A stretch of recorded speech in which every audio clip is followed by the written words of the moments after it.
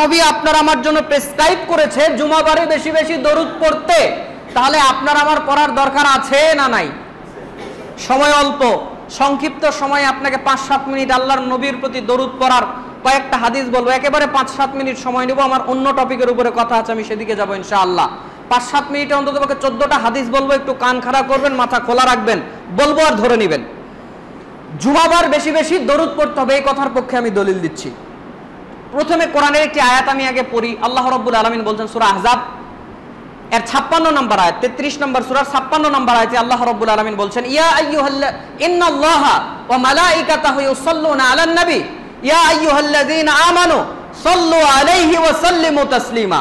আল্লাহ রাব্বুল আলামিন ডাক দিয়ে বলছেন, নিশ্চয় আমি এবং ফেরেশতারা আমার নবীর উপরে দরুদ পড়ে, সুতরাং ইমানদাররা তোমরাও আমার নবীর প্রতি দরুদ পড়ো এবং সালাম পাঠাও। অর্থ কি ঠিক হয়েছে? অর্থ ঠিক হয়েছে? হয় নাই। এদেশের বেশিরভাগ হুজুর এই অর্থ করে আয়াতের অর্থ এটা নয়। আল্লাহ বলছেন ইন্নাল্লাহা ওয়া মালাইকাতাহু ইউসাল্লুনা আলান নবী। আল্লাহ রাব্বুল আলামিন বলছেন এই আয়াতের অর্থ এমন হবে, নিশ্চয় আমি আমার নবীর প্রতি অনুগ্রহ করি, ফেরেশতারা আমার নবীর প্রতি অনুগ্রহের জন্য আমার কাছে দোয়া প্রার্থনা করে। আমি যেন আল্লাহর নবীর প্রতি অনুগ্রহ করি, এই জন্য ফেরেশতারা আমার কাছে দোয়া করে। আল্লাহ বলছেন ইয়া আইয়ুহাল্লাযীনা আমানু, হে বিশ্বাসীগণেরা, সাল্লু আলাইহি, তোমরাও তোমাদের নবীর জন্য মর্যাদা বৃদ্ধির দোয়া আমার কাছে করো এবং তার প্রতি যথাযথ সালাম পৌঁছাও। এটা হচ্ছে সঠিক অর্থ। বাংলাদেশের বেশিরভাগ হুজুর করে আল্লাহ এবং ফেরেশতারা নবীর উপরে দরুদ পড়ে, তোমরাও পড়ো। নো, এখানে একটি কথা আর জেনে রাখুন, আল্লাহ যে বলল নবীর প্রতি দরুদ পড়ো, আল্লাহ কোনো কথা বললে সেটা কি পালন করা সুন্নাত, নফল, মুস্তাহাব, মুবাহ নাকি ফরজ? তাহলে আল্লাহর নবীর প্রতি দরুদ পড়া কি কতবার ফরজ? জীবনে অন্ততপক্ষে একবার আল্লাহ রাসূলের উপরে দরুদ পড়া ফরজ। কয়বার? একবার। যেহেতু আল্লাহ বলেছে পড়ো, এটা ফরজ হয়ে গেছে, তবে কতবার? অন্ততপক্ষে জীবনে একবার। এটা একবার আপনি পড়তে হবে। এরপরে আল্লাহর নবীর নাম শুনলে আপনি দরুদ পড়বেন, আমরা পড়বো, বলেন ইনশাআল্লাহ। এবার আসলেন, পড়লে লাভ কি, না পড়লে ক্ষতি কি? জুমাবারে কেন বেশি বেশি পড়বেন খুব অল্প সময়ে? হাদিস নাম্বার 1, এই হাদিসটি আপনি পেয়ে যাবেন নাসাই 1296 নম্বর হাদিস। আল্লাহর নবী সাল্লাল্লাহু আলাইহি ওয়াসাল্লাম বলছেন, মান সাল্লা আলাইয়া ওয়াহিদাতান সাল্লাল্লাহু আলাইহি আশরা, যে ব্যক্তি আমার উপরে একবার দরুদ পড়বে আল্লাহ তার উপরে 10 বার রহমত বর্ষণ করবে। এরপরের হাদিস 1297 নম্বর হাদিস, 2 নম্বর হাদিস বলছি, 14টা হাদিস বলবো অন্তত কমপক্ষে। 1297 নম্বর হাদিস নাসাই, হাদিসের রাবি আনাস ইবনু মালিক রাদিয়াল্লাহু তাআলা আনহু, তিনি বলছেন আল্লাহর নবী সাল্লাল্লাহু আলাইহি ওয়াসাল্লাম বলেছেন, মান সাল্লা আলাইয়া ওয়াহিদাতান, মান সাল্লা আলাইয়া সালাতান ওয়াহিদাতান সাল্লাল্লাহু আলাইহি আশরু সালাওয়াতিন ওয়া রুফিয়াত লাহু আশরু দারাজাতিন ওয়া আল্লাহ নবী সাল্লাল্লাহু আলাইহি ওয়াসাল্লাম বলছেন যে আমার প্রতি যে দরুদ পড়বে, আল্লাহ একবার দরুদ পড়বে, আল্লাহ রাব্বুল আলামিন তার 10টা গুনাহকে ক্ষমা করে দিবেন।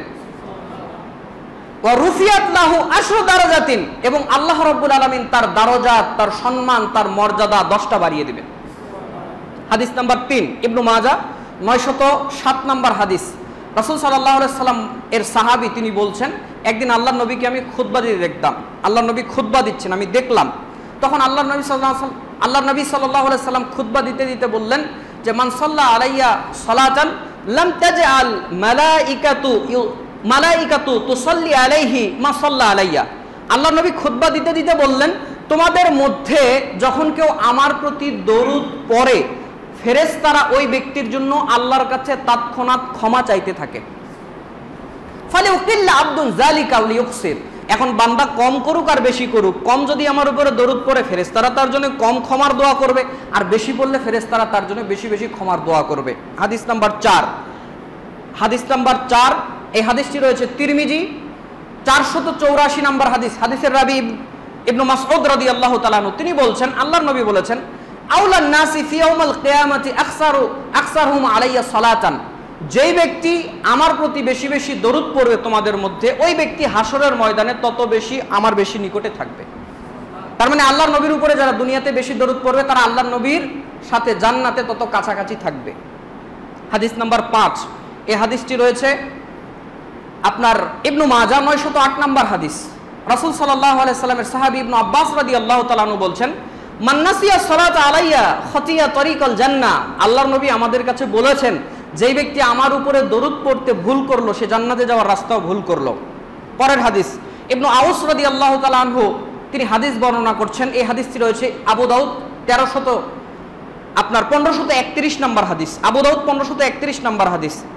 তো তিনি বলছেন, দেখেন জুমাবারে বেশি বেশি দরুদ পড়ার দলিল এই হাদিসে রয়েছে। আল্লাহ নবী বলছেন, ইন্না মিন আফদালি আইয়ামিকুম ইয়াউমাল জুমআ, তোমাদের দিনগুলোর মধ্যে শ্রেষ্ঠ দিন হচ্ছে জুমার দিন। ফাআকসিরু আলাইয়া মিনাস সালাতি ফীহি, এই দিন তোমরা আমার প্রতি বেশি বেশি দরুদ পড়বে। কেন? ফাইন্না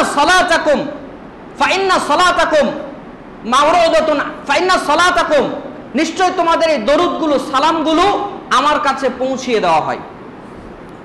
আল্লাহর নবী বলছেন তোমাদের বারগুলোর মধ্যে দিনগুলোর মধ্যে শ্রেষ্ঠ দিন বার কোন বার? জুমাবার।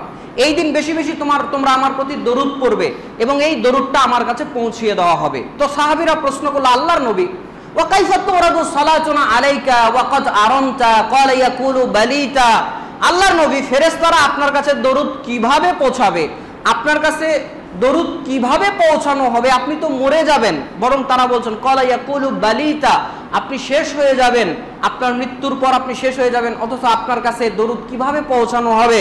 আল্লাহর নবী বলছেন, ইন্নাল্লাহা হাররামা আলাল আরদি আজসাদাল আম্বিয়া, শুনে রাখো আল্লাহ রাব্বুল আলামিন নিশ্চয় জমিনের উপরে হারাম করে দিয়েছে নবীদের বডিকে খাওয়া। তার মানে প্রত্যেক নবী কবরস্থ হয়েছেন, তাদের বডি একটাও মাটি খায় নাই, সব অক্ষত আছে। তো আল্লাহর নবী বলছেন নবীদের বডি যেহেতু মাটি খায় না, এই জন্য তোমাদের সমস্ত দরুদ সালামগুলো আমার কাছে পৌঁছানো হবে। বলেন সুবহানাল্লাহ।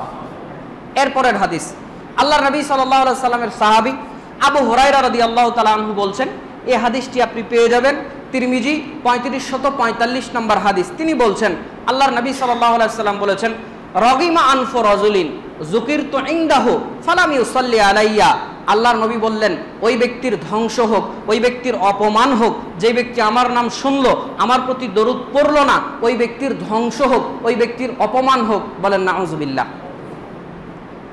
আপনারা দুনিয়াতে ওই মানুষকে কৃপণ বলেন যে টাকা খরচ করতে চায় না, অর্থ সম্পদ ব্যয় করতে চায় না, নিজেও খায় না, পরিবারকেও খাওয়ায় না, মাসিকেও খেতে দেয় না, মাসিও যদি ওর দুধের গ্লাসে পড়ে ও মাসিকেও চুষে খায়, কারণ শর্ত লেগে আছে ওর গায়ে। কৃপণ চিনেন তো? কৃপণ। তো আল্লাহর নবী বলছে, জানো দুনিয়ার মধ্যে সবচেয়ে বড় কৃপণ কে? 3546 নম্বর হাদিস, তিরমিজি।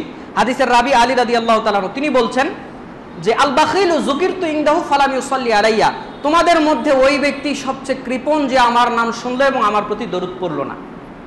আত-তারগীব ওয়াত তারহিব একটি হাদিস রয়েছে, আল্লাহর নবী সাল্লাল্লাহু আলাইহি সাল্লাম আরো স্পষ্ট করে বলছেন, আবু যর রাদিয়াল্লাহু তাআলা বলছেন, একদিন আল্লাহর নবীর কাছে আমি গেলাম, তো আল্লাহর নবী আমাদেরকে ডাক দিয়ে বললেন, আলা উখবিরুকুম বিআবখালান নাস, তোমাদেরকে কি আমি খবর দিয়ে দেব তোমাদের মধ্যে সবচেয়ে কৃপণ কে? আল্লাহর নবী বলল, তোমাদেরকে কি আমি খবর দিয়ে দেব তোমাদের মধ্যে সবচেয়ে কৃপণ কে? সবাই বলল বালা।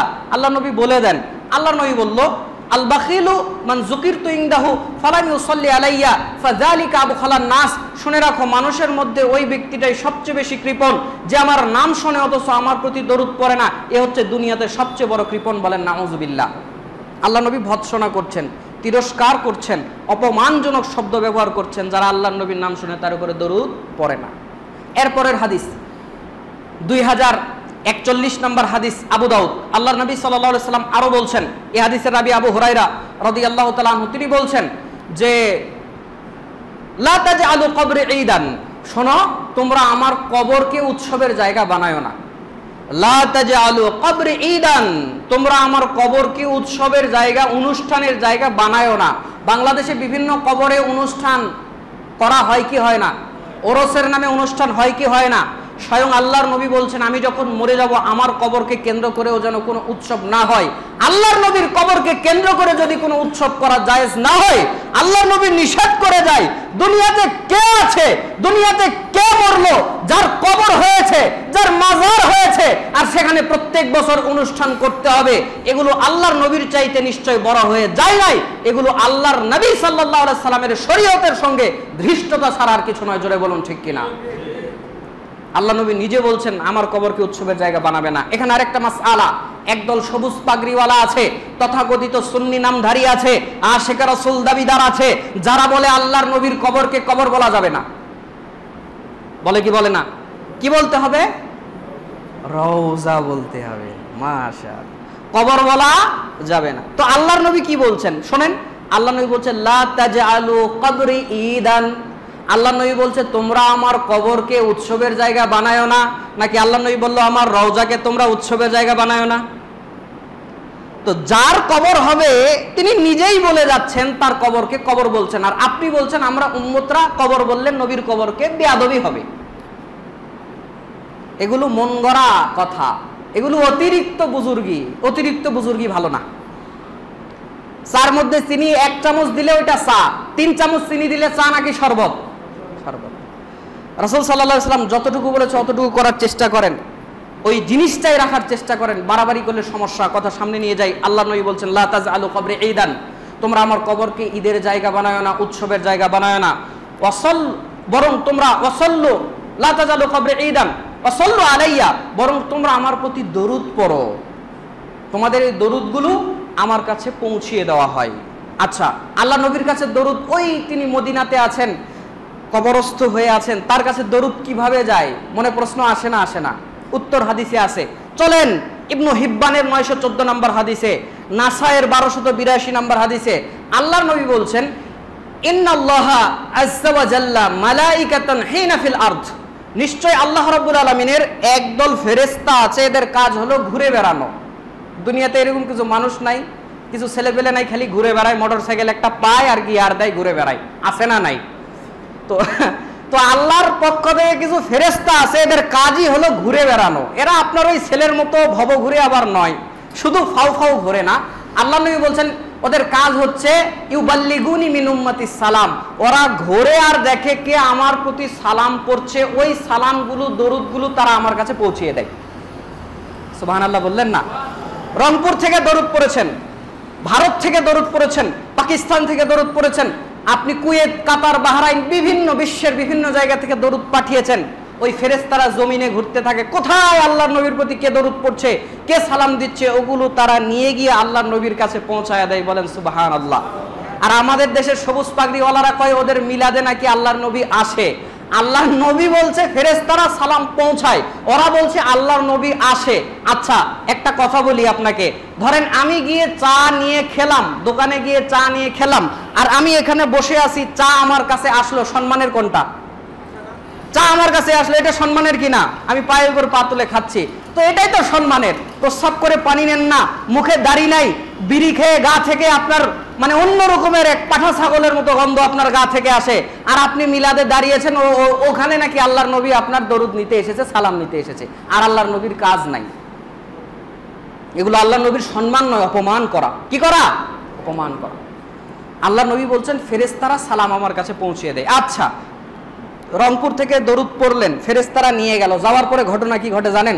তাও হাদিসে তুলে ধরা আছে। 2043 নম্বর হাদিস খোলেন, আবু দাউদ। আল্লাহর নবী সাল্লাল্লাহু আলাইহি সাল্লাম বলেছেন, শোনো, যে তোমাদের মধ্যে যখন কেউ আমার কাছে সালাম দেয়, মা মিন আহাদিন ইউসাল্লিমু আলাইয়া ইল্লা রাদ্দাল্লাহু আলাইয়া রূহি, যখন তোমাদের মধ্যে থেকে আমাকে কেউ সালাম দেয়, এই সালামটা যখন আমার কাছে পৌঁছানো হয়, আল্লাহ তখন আমার মধ্যে আমার রূহকে ফেরত দেয়। কথা বুঝতে পারলেন?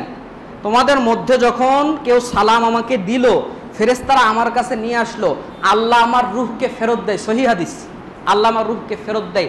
হাত্তা আরুদ্দা আলাইহিস সালাম, আমি নিজে রূহ ফেরত পেয়ে আমার ওই উম্মতের সালামের জবাব দিই। তবে এটা কেমন ভাবে হয় আল্লাহই ভালো জানে, কারণ আল্লাহর নবী মারা গেছেন এটা যেমন সত্য, তার কাছে রূহ ফেরত দেওয়া হয় এটাও তেমন সত্য। তবে মিনিটে মিনিটে, সেকেন্ডে সেকেন্ডে পুরো পৃথিবীতে আল্লাহর নবীর উপরে দরুদ পড়ছে, এতবার কিভাবে রূহ ফেরত দেয়, কিভাবে আবার রূহ নেই, এগুলো গায়েবের বিষয়, এগুলো কে ভালো জানে? আল্লাহ ভালো জানে। শুধু আপনি আমি বিশ্বাস রাখবো, আল্লাহর পক্ষে সহজ কিনা? সহজ। তাহলে আপনি দরুদ পড়লেন, আল্লাহর নবীর কাছে ফেরেশতারা নিয়ে গেল, আল্লাহর নবী জবাব দিল। আল্লাহর নবী সাল্লাল্লাহু আলাইহি ওয়াসাল্লাম এই উম্মতের দরুদগুলো পড়া শুধু নয়, আল্লাহর নবীর উপরে যদি কেউ দরুদ না পড়ে তার দোয়াও কবুল হবে না। আমাদের কাছে অভিযোগ করে দোয়া কবুল হয় না, যদি বলি দরুদ পড়েন, পড়েছেন, বলে না তা তো পড়ি নাই। শোনেন, দোয়া কবুলের কিছু শর্ত আছে, তার মধ্যে একটা গুরুত্বপূর্ণ শর্ত হলো আল্লাহর প্রশংসা করা, তার মধ্যে আরেকটা গুরুত্বপূর্ণ শর্ত হলো আল্লাহর নবীর প্রতি দরুদ পড়া। যদি আল্লাহর নবীর প্রতি দরুদ না পড়েন আপনার দোয়া কবুল হবে না। দলিল কি দেব?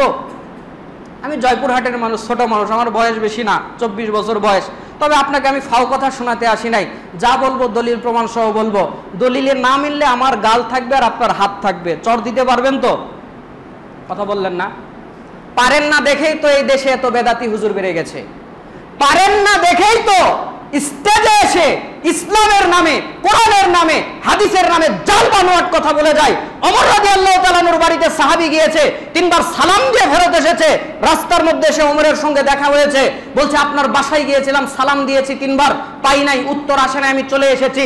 বলে তুমি অপেক্ষা করলে না কেন, বাড়িতে প্রবেশ করলে না কেন?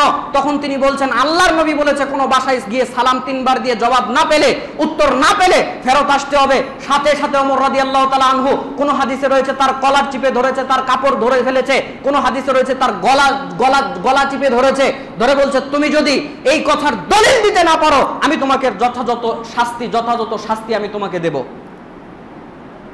তখন একজন সাহাবী বয়স 10 সাক্ষ্য দিয়েছিলেন। তারপর ওমর রাদিয়াল্লাহু তাআলা আনহু বলেছিলেন এই হাদিস আমার জানা ছিল না, তাই তোমার সঙ্গে আচরণ করেছি, তুমি কিছু মনে করো না, আমাকে মাফ করে দিও।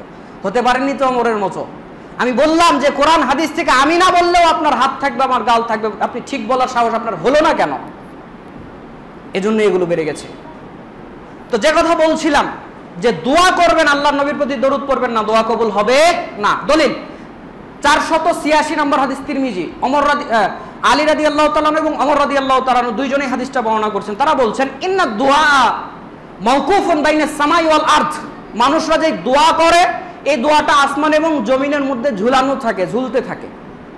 লা ইয়াসআদু মিনহু শাইউন, এটা ততক্ষণ পর্যন্ত কবুল হয় না হাত্তা তুসাল্লিমু আলা নাবিয়্যিকা, যতক্ষণ তোমরা নবীর উপরে সালাম না দিয়ে দোয়া করবে তোমাদের এই দোয়া আসমান এবং জমিনের মধ্যে ঝুলন্ত থাকে, আল্লাহর কাছে এই দোয়া পৌঁছায় না। তার মানে আল্লাহর নবীর প্রতি দরুদ না পড়ে দোয়া করলে দোয়াও কবুল হয় না।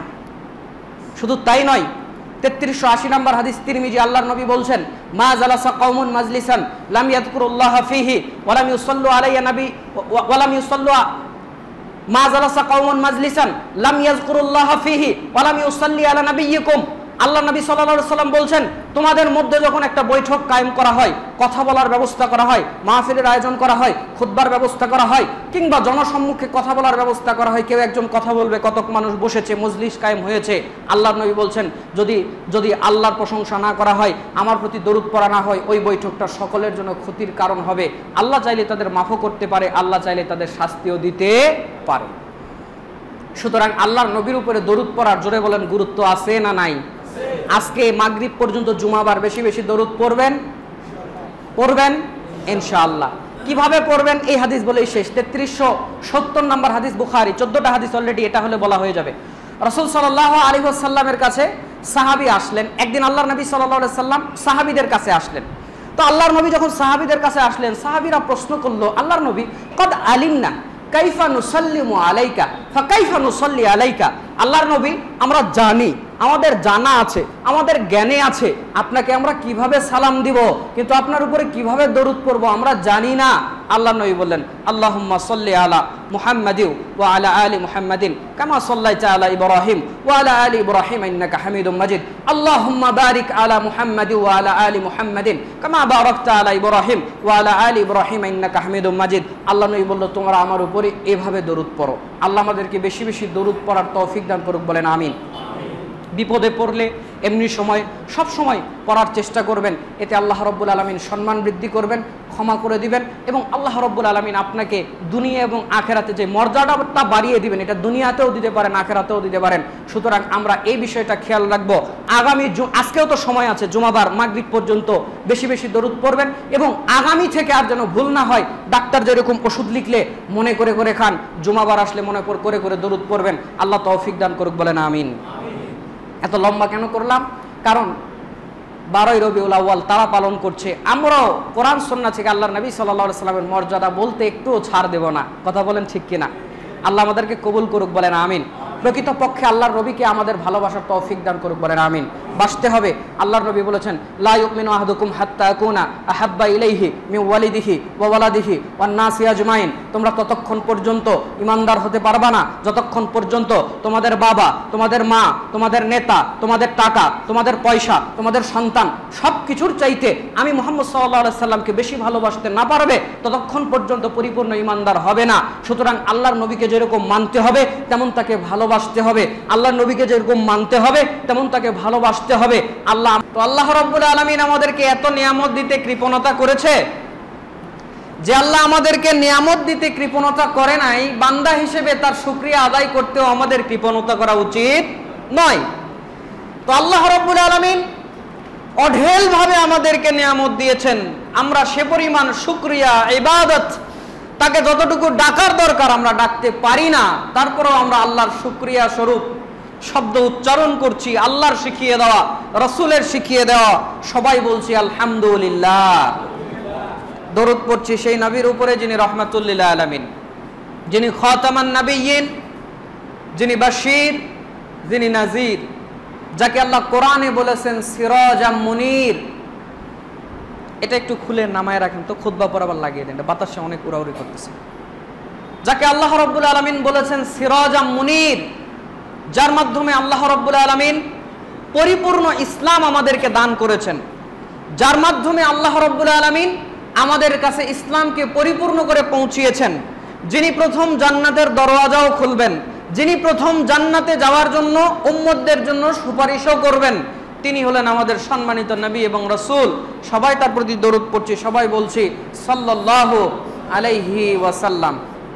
অনেকের মুখ খুললেন না, খোলা উচিত ছিল। একদল কো আজকে শুধু নবীর প্রেমে বহু গরু জবাই করবে, সিয়াম রেখেছে, কত কিছু করছে, আর আপনারা দরুদই পড়তে চাচ্ছেন না, তাহলে তো হয় না। তারা শুধু রাসূলকে ভালোবাসে না আমরাও বাসি? তারা তথাকথিত ভালোবাসে, আমরা প্রকৃত ভালোবাসি। সুতরাং তার পরিচয় আমাদের দেওয়া উচিত। আরেকটা কথা বলে রাখি, যেহেতু রবিউল আউয়াল মাস, আবার ঈদে মিলাদুন নবীও পড়ে গেছে, তাদের আর কি কিছু কথা আমি বলবো, সামনে আছে। তারপরেও এখানে আরেকটি কথা বলে রাখি, জুমাবার আসলে আল্লাহর নবী সাল্লাল্লাহু আলাইহি সাল্লামের প্রতি দরুদ পড়া এটা হচ্ছে একটা স্পেশাল আমল, ভিন্ন আমল। আজকে সকাল থেকে কে 2-4 বার 5 বার 10 বার আল্লাহর নবীর প্রতি দরুদ পড়েছেন একটু হাত তোলেন তো। 1 জন, 2 জন, 3 জন, 4 জন, 5 জন, মাশাআল্লাহ আছে, 6 জন, 7 জন, আলহামদুলিল্লাহ। বাকিরা পড়েন নাই, কেন পড়েন নাই? আল্লাহর নবী সাল্লাল্লাহু আলাইহি সাল্লাম জুমাবার তার প্রতি বেশি বেশি দরুদ পড়তে বলেছেন। এটা মনে রাখবেন, আল্লাহর নবীর প্রতি দরুদ পড়া এটা একটা ভিন্ন ইবাদত, ভিন্ন আমল, আর জুমাবারে এটা বেশি বেশি করতে হবে। আজকে যদি ডাক্তার আপনাকে একটা ওষুধ লিখতো যে সকালবেলা খেতে হবে, আপনি সকালে মনে করে খেতেন কি খেতেন না? রংপুরের মানুষ কথা বলেন, খেতেন কি খেতেন না?